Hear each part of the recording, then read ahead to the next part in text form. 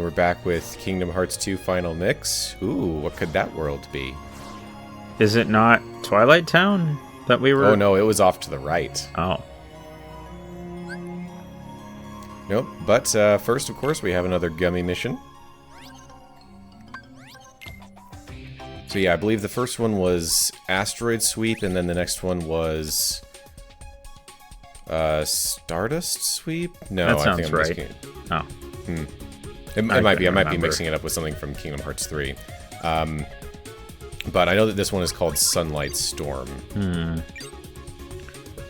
Or is it Phantom Storm? It's Phantom Storm. Okay. Yeah, so the first two Gummi missions have like the same... They're like the sweep, and then the final ones on either end are storms. We'll see that as the map gets fleshed out, but... Here we go. This time, I'm also using a purple gun, which is the Gravity line of weapons. Ah. The orange ones are Fire, and the blue ones are Blizzard. It's interesting they have weapons that mimic spells. That's the same way that the Gummi parts worked in Kingdom Hearts 1. Yeah. Like, although the engines there were fire, and I think the basic... weapon was either Thunder or Blizzard. I think it was Thunder. What did Chip say? Look out, there's something big coming, Ah. I think. Now, did I mention the voice actors for Chip and Dale? I don't think you did. Wait, maybe you did. I think... If I didn't, I'm pretty sure you did. They're Tress MacNeille and Corey Burton, who Right.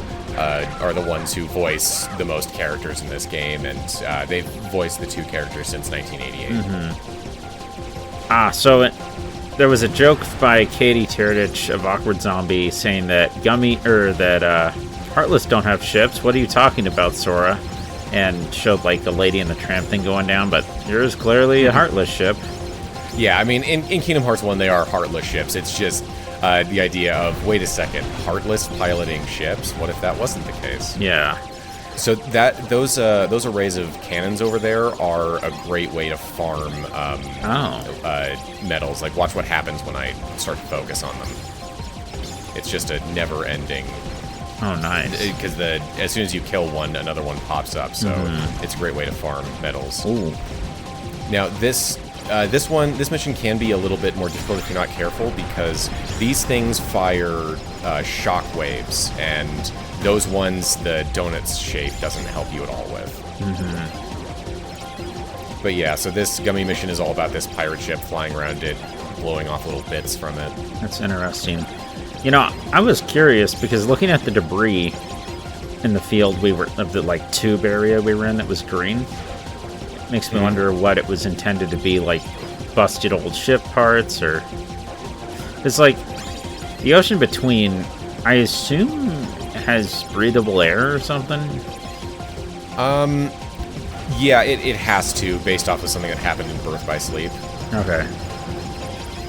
It's just more comfortable to have an enclosure on the Gummi ship. And Right. I mean, we do know that Hook's ship was able to fly through it. Oh, that's in true. Part 1. Convertible But yeah, spaceship. Exactly how we're meant to view like the actual physical space outside of the worlds is a little vague in 1 and 2. We mostly just see it in the Gummi routes. In 3, they turn it into a much more fleshed out area. Oh, cool. That'll be nice to see. So once we get there, eventually you'll be able to see their idea of what things look like between worlds. But it's a lot of random dust and cool-looking patterns. Makes sense. Oh, and consistently in 3, the closer you get to a world, the more debris and whatnot you see that's related to that world. Okay, that makes sense. So the whole ship itself was a Heartless. Yep, and now that it's dead, we are done with the Gummi route.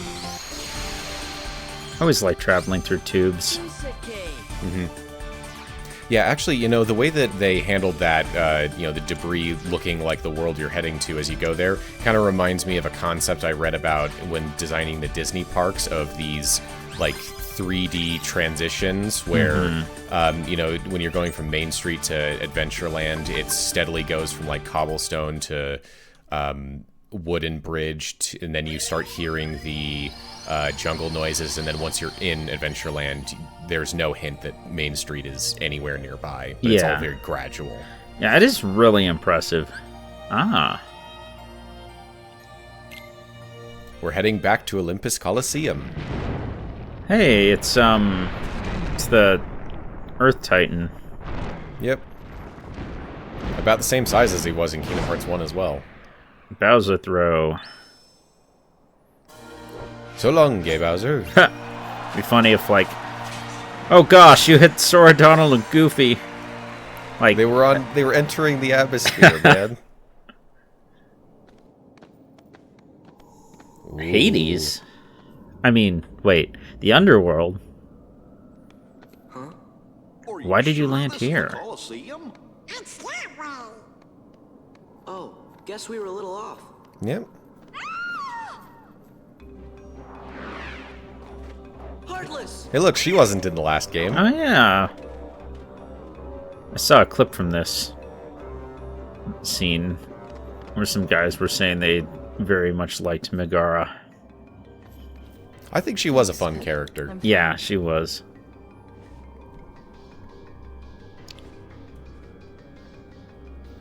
And you're supposed to be? I'm Sora. He's Donald, and that's Goofy. Add Can't another to the see how counter. Hercules is doing. Huh. You know Wonder Boy? Yeah, plus we're heroes too. You mean junior heroes, Donald? Looks like we have a friend in common. Name's Megara.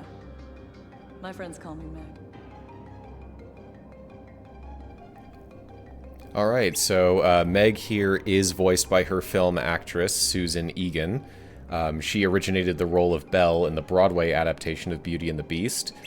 She voiced Rose Quartz in Steven Universe, Madame Gina in Porco Rosso, and Lynn in Spirited Away.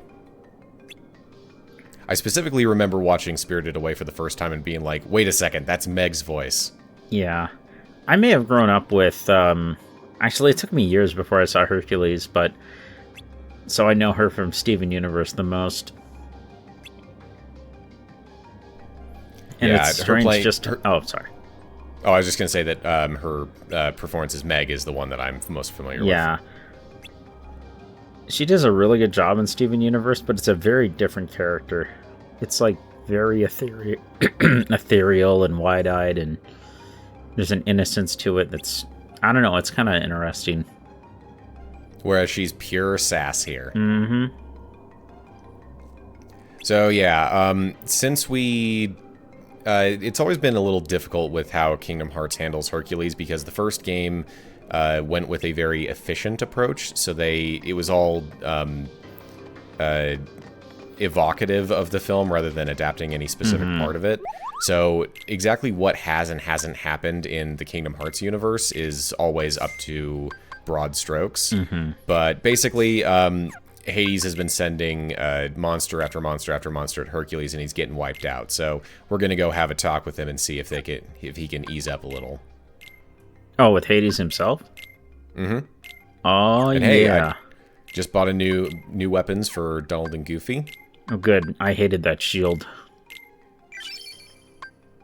Visually, it was just irritating me. All right, now, so here's the summon menu where we can see Chicken Little here. So similar to the drive gauges, or the drive forms, you can also level up your summons. It starts at level 1, and you can get it up to level 3 for right now. Each summon we get increases the level cap. And you get 1 point of experience for each gauge that expires when you go into a summon.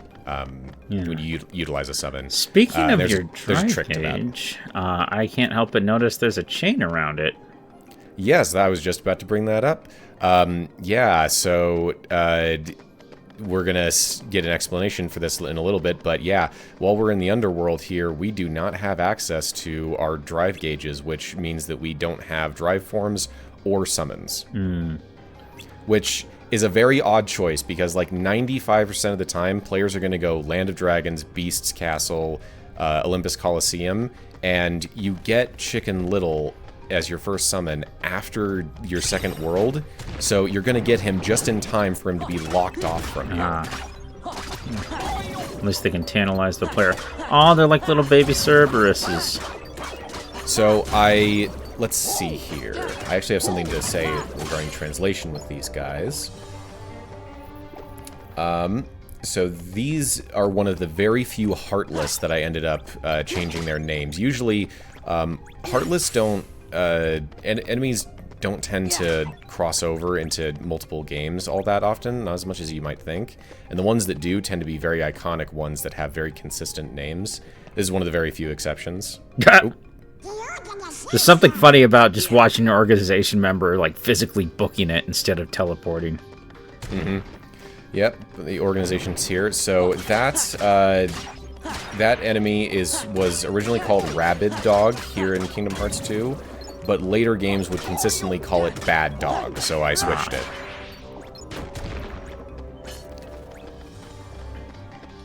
But yeah, there's like a grand total of like 3, maybe 4 Heartless whose names are inconsistent between games. Mm-hmm.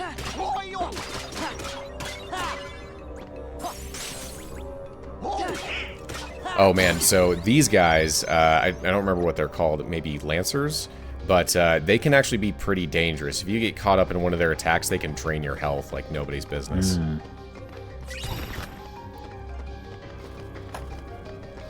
Yeah, we're still pretty early on in the game. We don't have some of the more vital life-saving abilities, so you do have to be a little careful. Yeah, watching Donald just get crushed by a rock is always funny. Mm-hmm. Yeah, and then we also have Cure now. Oh. Whoa, I see what you mean. That was not the attack, though. That one's actually pretty helpful, grabbing onto the lance. It's a different move that can catch you off guard. But yeah, we have Cure now, which one of the main uses of Cure, as I alluded to before, is putting you into MP charge so you can level up your...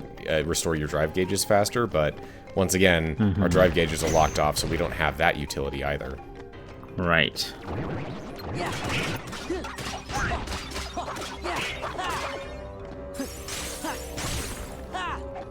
But yeah, I think when they were trying to figure out, they clearly wanted to do Hercules again since they had only done it in a very surface level in 1, and they thought, what's a good place to do that with? I guess we could go to Thebes, but yeah, I think let's do the Underworld. I don't know, it makes an odd amount of sense. Run away! What?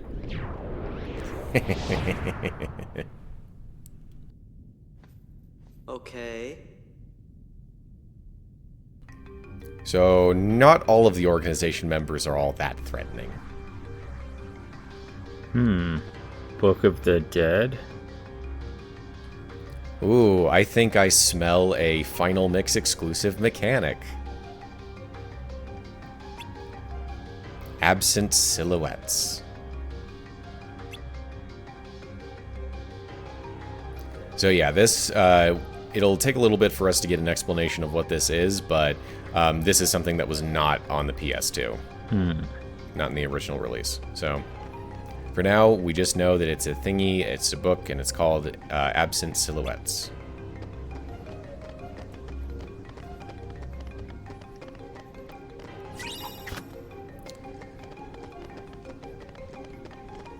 So, let's see here. Do I have anything else?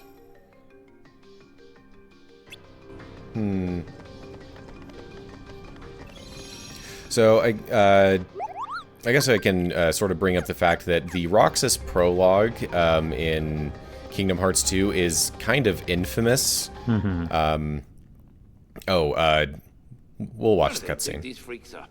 Jeez Louise. Oh, they're nothing but trouble, the whole lot of them. So, what are you gonna do about Hercules? He's made mincemeat out of every fighter you sent at him. Pretty soon, the Underworld's gonna be standing room only. Say, why don't you just pick somebody already dead and save him the trouble? Dead. Dead is good. And I know just the warrior. He's got an idea. Yeah, so the Roxas prologue is a source of controversy because a lot of people find it to be way too long and really boring, and I'm scared too. Many people, more casual Kingdom Hearts fans, consider it a particularly weak spot in Kingdom Hearts and in Kingdom Hearts 2. I heartily disagree. I love the Roxas prologue. I understand that it's not always the most fun thing to play, but most of it is cutscene, so it's not like it takes that long to get through, and I enjoy it every time I go back. Are these little... oh, yeah. Oh, yeah. Are these floating little balls souls? Presumably so. Functionally, to make up for the fact that we don't have our drive gauge, you hit those things and they drop MP orbs. Ah. So we have more ready access to magic here to make up for the fact that we don't have our drive gauge.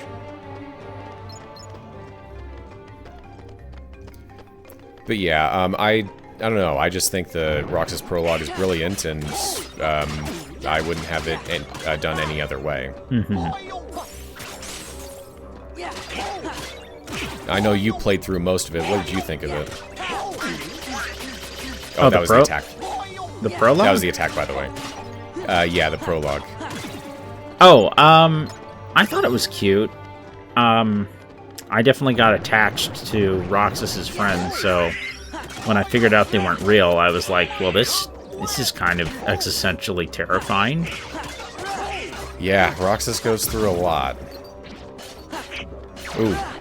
Root Ravager. That's a great reaction command. So whenever you have these flower Heartless, they can send out these little roots to attack you. If you hit the reaction command, you'll pull them out, and you'll actually pull out all of the nearby plants, and they'll drop a whole bunch of prizes. I just had a bit of an insane thought. Oh, we have a cutscene. By the by, what's down there? Just the Underworld's deepest dungeon. This time I'm bringing out the mother of all bad guys. Kronos? You don't say.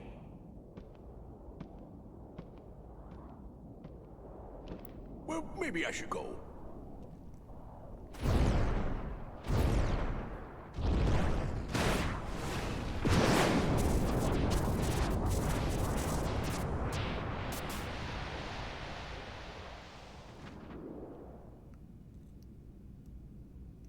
Okay.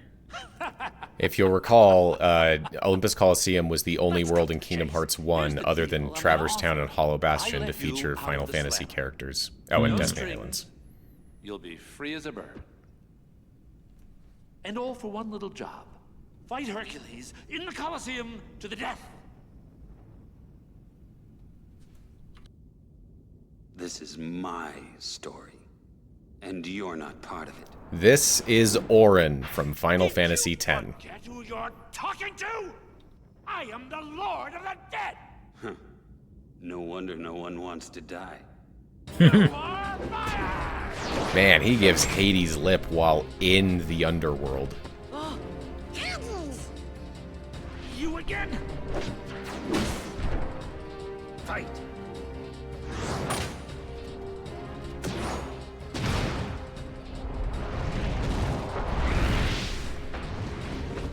Get up! Kind of wild to, I don't know, just, That's it. hey, I'm gonna let you out of hell. That's it. Oh, cool, I'm gonna beat you. Yeah. That's it. Oh, we ain't doing too much. Something's wrong. I feel kind of funny.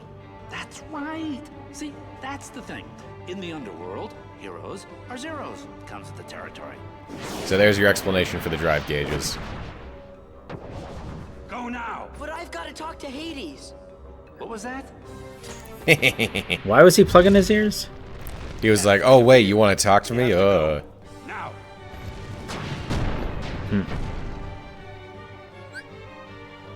Alright, so, yeah.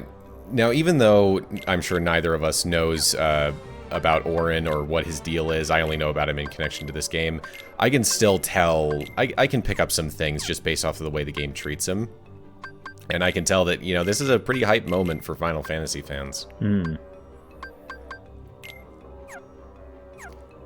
yeah, Auron's pretty cool. He's our party member for this world, so first time we have a Final Fantasy character as a party member. I'm impressed Sora can move that. Goofy too. No, I'm not impressed. I know Goofy has that dog in him. Don't count on it. Huh? Oh, Leaving so soon? Alright, so this sequence where we're escaping Hades was apparently a major headache for the people making the Refined mod. It's, I guess, just programmatically, it's a weird sequence, and they kept running into bugs with different things.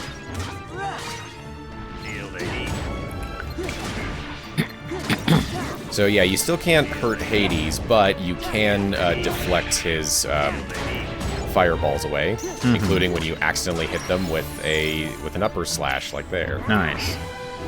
It is funny watching his little shimmy dance.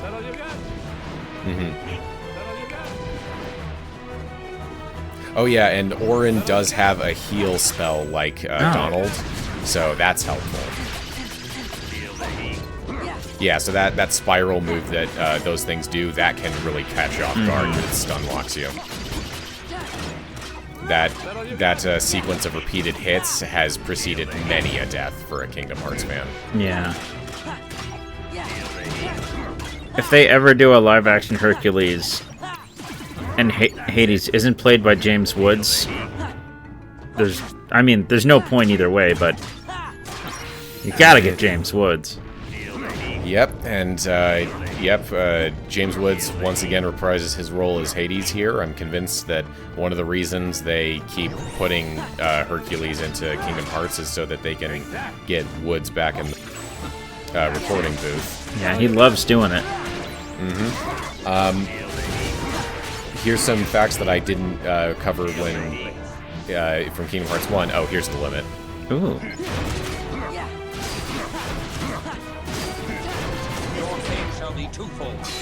Ooh, that's cool.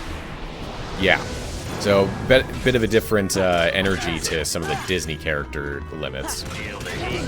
But yeah, so James Woods was born in Vernal, Utah. Really? And so 1 month prior to 9/11, he reported 4 men acting strangely on a flight from Boston to LA, and later identified 2 of the confirmed hijackers as having been on that flight. Wow. So he was a direct witness to one of the rehearsal runs. It's crazy there were rehearsal runs, that it's a shame that things didn't get caught. Yeah. You're really good. Are you some kind of hero? No, I'm no hero. I'm Justin. Huh? Nice to meet you, Justin. Auron. Whoa. My name. I'm Sora. Donald. Ow, Sora's back. Well, Hades did describe him as the mother of all bad guys, and I'm not sure that Auron would disagree with that description based on the way he's talking. I like that he has a broken arm, even in death.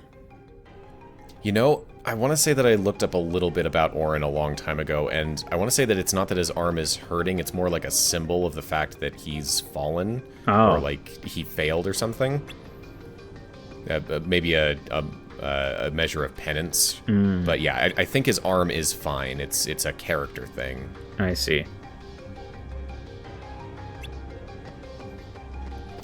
But yeah, even for someone like me who's never really played a Final Fantasy game, I do feel something special when Final Fantasy elements show up, because even if I don't know exactly what they mean, I can tell that they're important, and they do lend a different energy.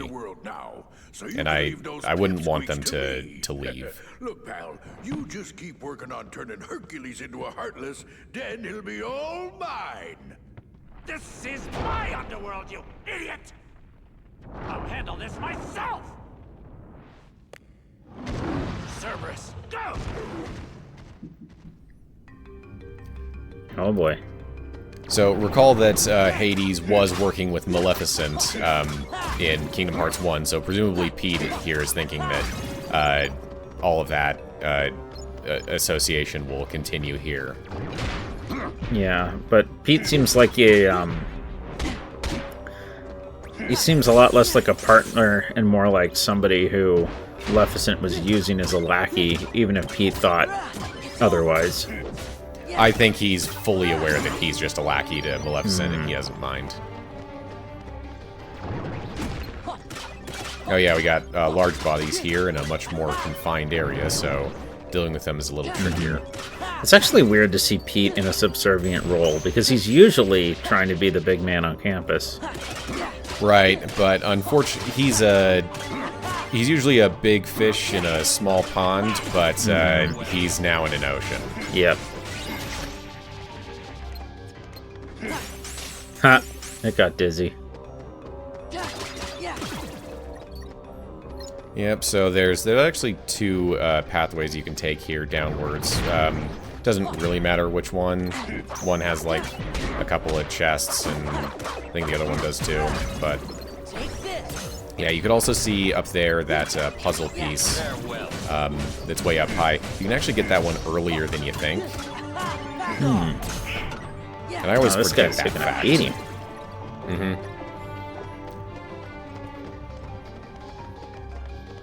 Yeah, so right here, since I ordinarily not having Goofy out at this point would mean that I don't have access to Valor Form, but since I don't have access to Valor Form anyway, I figured, might as well give Donald some action. Yeah. Gives you double heals. Yep.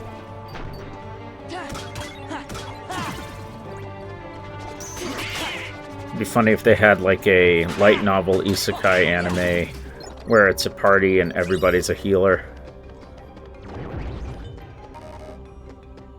That might be fun. I don't really know what you could do with it, but I feel like there's potential. Ooh, we're gonna see... Oh, yeah? There we go. Oh, I think we already saw that reaction. Yeah. It's funny how most, like, a lot of isekai are, like, Western fantasy style, in a way. I never really thought about that till just now. I mean, I think that Japan just really culturally absorbed that idea of fantasy through things like, I don't know, Dragon Quest, or at least that, you know, the more geeky side of pop culture. Right. Because it'd be interesting to... Oh, cutscene.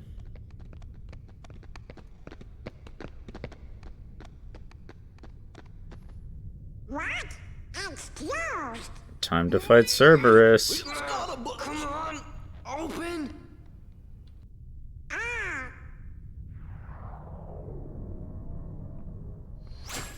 Huh. Will that open it? Yeah, I think so. Sora, the Keyblade can open any lock. I think it's a pretty safe assumption.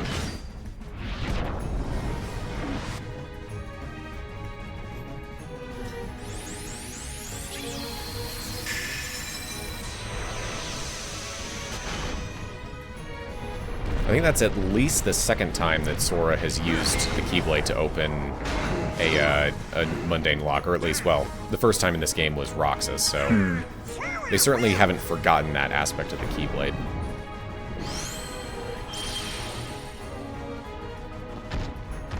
Once again, we got to come up with an excuse to get Donald and Goofy out so we can have a fight with just Auron.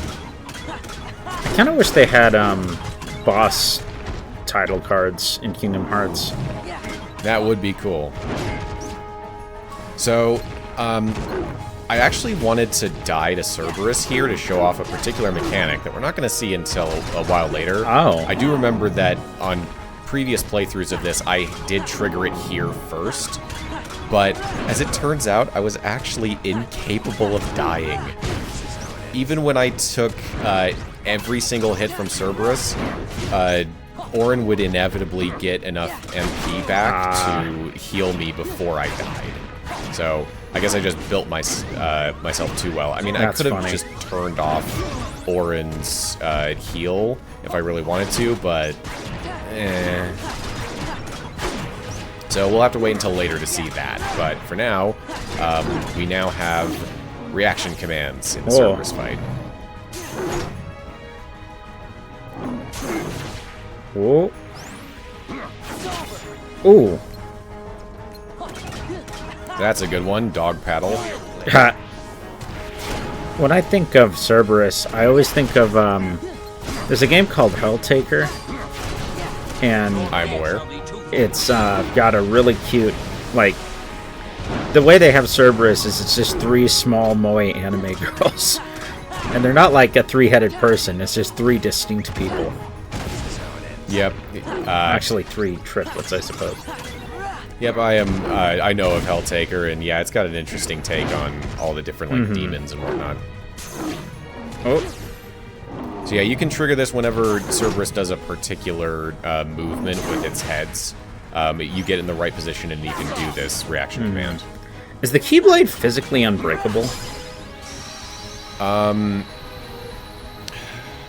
mean, we have seen cutscenes where Keyblades break, but I'm not sure if any of them were canon. Oh. Wait, no. Keyblades are breakable. Okay. That's right. Just watching him put it in Cerberus's mouth got me thinking. Ha!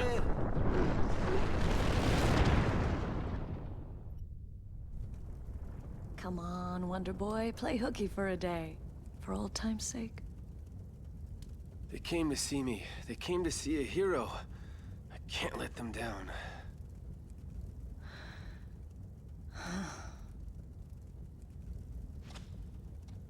Don't worry, Meg. I'll be fine. What does a hero need rest for, huh?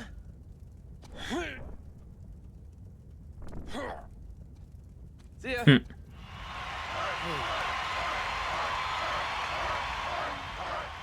Sora, don't let me down. So real quick, Hercules is an interesting case because in Kingdom Hearts 1, he was voiced by Sean Astin rather than his original film actor of Tate Donovan, but here in Kingdom Hearts 2, he is voiced by Tate Donovan. So we went from a sound-alike to the original actor. He is one of 2 characters in this game where they did that. What happened to Auron? I don't know. He's somewhere, went off. I don't know. Let's see, and Tate Donovan also played Jimmy Cooper on the OC and Tom Shays in Damages. But we will see you next time on Kingdom Hearts 2 Final Mix.